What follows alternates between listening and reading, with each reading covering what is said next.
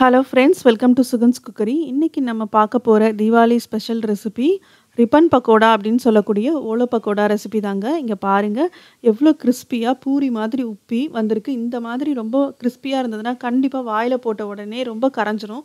அந்த அளவுக்கு உங்களுக்கு சாஃப்ட்டா நல்ல கிறிஸ்பியா இருக்கும். வாங்க இப்போ எப்படி செய்யறதுன்னு பார்க்கலாம். இப்போ ஓலை பக்கோடா செய்யறதுக்கு வீட்டில் அரைச்ச கடலை மாவு 1 கப்பு, அரிசி மாவு 1 கப்பு, இது கூட நம்ம வாசத்துக்காக ஒரு பொருள் சேர்க்க போகிறோம். அது என்னென்னா 4 பல்லு பூண்டு, 1/4 டேபிள் ஸ்பூன் சோம்பு, இது ரெண்டுத்தையும் பவுடர் பண்ணி தனியாக எடுத்து வச்சுக்கோங்க. இது கூட காரத்துக்காக 1/2 டேபிள் ஸ்பூன் மிளகாய்த்தூள் சேர்க்குறேன். மிளகாய்த்தூள் அல்லது மிளகுத்தூள் எது வேணாலும் நீங்கள் சேர்த்துக்கலாம். இப்போ நம்ம பவுடர் பண்ணி வச்சோம் இல்லையா பூண்டு சோம்பு, அதை இதில் சேர்த்துக்கோங்க. அது கூட பெருங்காயத்தூள் சின்ன பிஞ்சோ, தேவையான அளவு உப்பு. இது கூட நீங்கள் விருப்பப்பட்டால் 2 டேபிள் ஸ்பூன் பட்டர் சேர்த்துக்கலாம். இல்லாட்டி சூடான எண்ணெய் அது சேர்த்தாலும் உங்களுக்கு பக்கோடா நல்லா கிறிஸ்பியாக மொறுமொறுன்னு ரொம்ப சாஃப்டாகவும் இருக்கும். ஸோ அதுக்காக தான் இது.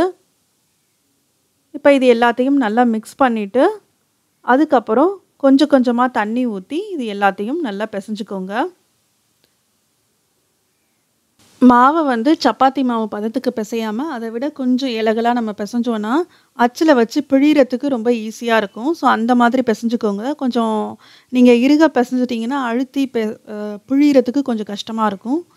ஸோ அதனால் இது பார்த்திங்கன்னா உங்களுக்கு தெரியும், சப்பாத்தி மாவை விட கொஞ்சம் இலகலாக இருக்குது, ஆனால் கையில் ஒட்டலை, அந்த மாதிரி பார்த்துக்கோங்க. இந்த அளவுக்கு பிசைஞ்சிட்டு நம்ம இப்போ ஓலை பக்கோடா செய்ய ஆரம்பிச்சிடலாம். ஓலை பக்கோடா செய்கிறதுக்கு எங்கள் பாட்டியெல்லாம் பார்த்திங்கன்னா இந்த மாதிரி ஒரு கரண்டி தான் யூஸ் பண்ணுவாங்க. இதில் ஓலை பக்கோடா செய்யும்போது ரொம்ப நல்ல கிறிஸ்பியாக இருக்கும். ஸோ அதனால் நான் ஃபஸ்ட்டு அதை காட்டிடுறேன். ஸோ இந்த மாதிரி கரண்டி இரும்பு கடைகளில் கிடைக்கும். ஸோ நீங்கள் அதை வாங்கி யூஸ் பண்ணலாம். இதில் மாவை நல்லா வச்சுட்டு நல்லா உள்ளங்கை வச்சு நல்லா அப்படி அழுத்துனீங்கன்னா போதும், அந்த ஓட்டை வழியாக உங்களுக்கு பக்கோடாலாம் கீழே எண்ணெயில் இறங்கிடும்.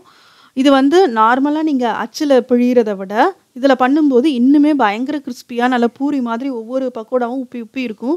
குழந்தைங்கள்லாம் ரொம்ப விரும்பி சாப்பிடுவாங்க. நாங்களாம் சின்ன பிள்ளையில இதை தான் சாப்பிடுவோம், ரொம்ப பிடிக்கும். ஸோ அதனால தான் இதை நான் உங்கள் கூட ஷேர் பண்ணிக்கிறேன். ஸோ இப்போ பார்த்தீங்கன்னா இது உங்களுக்கு அப்பப்போ திருப்பி விட்டுக்கிட்டே இருங்க, அப்போ தான் நல்லா 2 சைடும் உங்களுக்கு பொன்னிறமாக கிடைக்கும். இப்போ எண்ணெயில் இருக்கிற பபிள்ஸ் எல்லாம் அடங்கினதுக்கப்புறம் நம்ம பக்கோடா எல்லாத்தையும் எடுத்துடலாம். ஸோ இதை பாருங்கள், உங்களுக்கு பார்த்தாலே தெரியும் எவ்வளோ உப்பி உப்பி 2 சைடும் இருக்குது, பூரி மாதிரி இருக்குதுன்னு.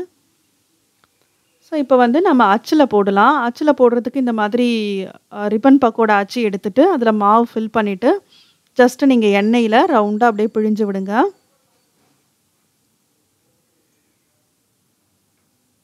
நம்ம மாவெல்லாம் நீங்கள் தீபாவளிக்கு பலகாரம் செய்யும்போது வீட்டில் அரைச்சி மாவில் செஞ்சிங்கன்னா இன்னுமே உங்களுக்கு நல்ல டேஸ்ட்டாகவும் நல்ல கிறிஸ்பியாகவும் இருக்கும். ஏன்னா கடலை மாவு நீங்கள் கடையில் வாங்கும்போது சில மாவு நல்லாயிருக்கும், சில மாவு நல்லா இருக்காது. அந்த நல்லா இல்லாத மாவில் செஞ்சிங்கன்னா போதும் உங்களுக்கு கடுக்கு கடுக்குன்னு இருக்கும், சாஃப்டாகவே வராது. இப்போ பாருங்கள், எண்ணெயில் இருக்கிற பபிள்ஸ் எல்லாம் கம்மியாயிடுச்சு. அப்படின்னா நமக்கு ஓலை பக்கோடா ரெடி ஆகிடுச்சின்னு அர்த்தம்.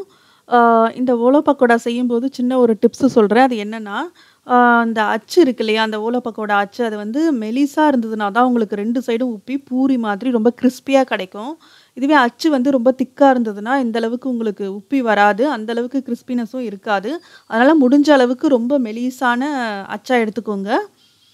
அப்படின்னா இந்த மாதிரி உங்களுக்கு நல்ல ரொம்ப கிறிஸ்பியான ஓலை பக்கோடா கிடைக்கும்.